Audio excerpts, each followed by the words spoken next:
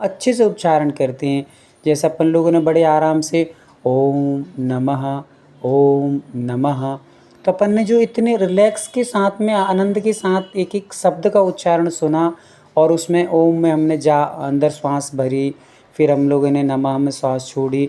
तो ये इतने रिलैक्स के साथ भगवान को जब भी जपें तो पूरे आनंद के साथ जपना है।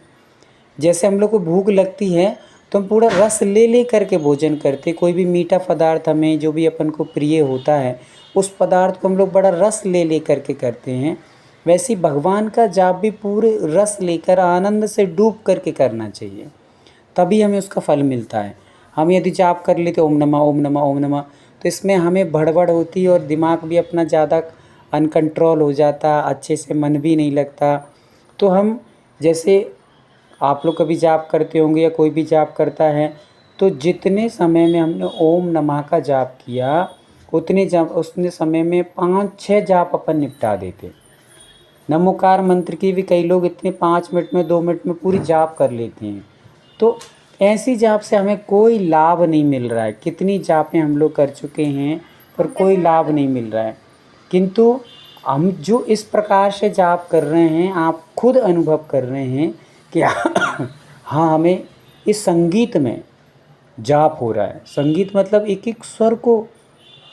अभी हम लोग इंदौर में थे कुछ समय पहले, और इंदौर में एक भैया हैं, वो भक्तांबर जी पर रिसर्च करते हैं और काफ़ी अच्छा उन्होंने रिसर्च करके रखा है।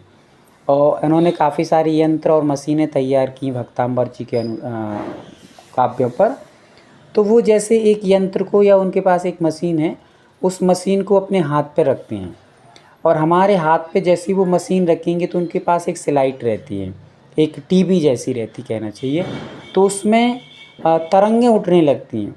तो उन तरंगों से हमें ये पता चलता है कि हमारे अंदर कौन सी एनर्जी काम कर रही, पॉजिटिव एनर्जी या नेगेटिव एनर्जी हमारे पास ज़्यादा है। तो हमें कौन सा रोग इस एनर्जी के कारण से होने वाला है, कौन से बैक्टीरिया रिलीज होने वाले हैं जिससे कैंसर हो सकता है, या हमें लकवा लग सकता है, या हमारा ब्रेन हेमरेज हो सकता है, ब्रेन ट्यूमर हो सकता है, माइग्रेन हो सकता है, या हमारी नाभि खिसक सकती है, हमारा डाइजेशन ख़राब हो सकता है, हमारी बैक पेन हो सकता है। ये सारी चीज़ें उसके माध्यम से आज जानी जा रही हैं। उन लोगों से जब हम लोग मिले तो उन्होंने कहा कि भैया जी, भक्तांबर जी पढ़ने से कुछ नहीं होता है। कई लोग ये सोचें कि हम लोग छठवा काव्य पढ़ लेंगे तो बच्चों की बुद्धि का विकास हो जाएगा, या 45वें नंबर का 40वें नंबर का काव्य पढ़ लो तो हमारा कैंसर ठीक हो जाएगा इत्यादि। कुछ नहीं होता है। उन्होंने कहा कि यदि हम लोग भक्तांबर जी के काव्य को, कोई भी काव्य पढ़ते हैं, तो इनसे कुछ नहीं होगा। होगा किससे? हम जब लय के साथ उसको पढ़ते हैं, स्वर के साथ हम उसको पढ़ते हैं, तो स्वर में जो गुंजाहट होती है, जो गूंजता है हमारे अंदर, वो गूंजने वाला जो शब्द होता है वही मंत्र है। और वही मंत्र एक एक रोम रोम में जाकर के स्पर्श करता है, और वो रोम रोम में जब स्पर्श करता है, उस रोम रोम के स्पर्श करने से जो बैक्टीरिया हमारे अंदर हैं, जो हार्मोन्स हमारे अंदर हैं, जो हार्मोन्स हमारे शरीर में रोग उत्पन्न करने वाले हैं, वो मंत्र के प्रभाव से वहीं के वहीं समाप्त हो जाते हैं, और समाप्त होने के कारण हम स्वस्थ हो जाते हैं। तो ये है विधि। अकेले आप सोचें कि हम छठवा काव्य पढ़ लेंगे बुद्धि बढ़ेगी, 45वें काव्य पढ़ेंगे हमें कैंसर नहीं होगा, नहीं होगा, ऐसा कुछ नहीं है। आप उस काव्य को जब भी पढ़ें तो भक्तामर प्रणते मौलिमणि प्रवाणा मुद्योतकं दलित पापतमो वितानम् सम्यक् प्रणम्य जिनपातयुगं युगादा वालं वनं भवजले पतितां जनानां।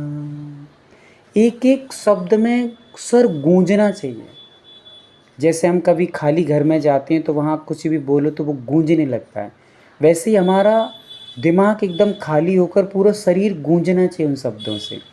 तब उन बरगणाओं का प्रभाव जो पड़ेगा वो अद्भुत होगा, और एक अद्भुत शक्ति, विशुद्धि और हमारे जीवन में परिवर्तन का कारण बनेगा। स्वास्थ्य और जीवन की ऊर्जा का केंद्र कारण बनेगा। तो इसलिए हम लोग जब भी जाप करें पूरी एकाग्रता से, मन वचन काया से, और गूंजते शब्दों में करेंगे। इसलिए अपन लोगों ने ये शब्द बड़े धीरे धीरे से पढ़े, ओम नमः ओम। तो उसके शब्द गूंज रहा है, वो हमारे शरीर के पूरे पूरे एक एक प्रदेश को स्पर्श करके जा रहा है। ऐसे करके ज़्यादा ना बोलते हुए आप लोग ऐसे ही हमेशा जुड़े, और जाप या मंत्र है या हम लोग पूजा पाठ करें तो इस गूंज के साथ ही करें, अच्छे से पढ़ते हुए करेंगे तो काफ़ी कुछ लाभ हमें प्राप्त होने वाला है।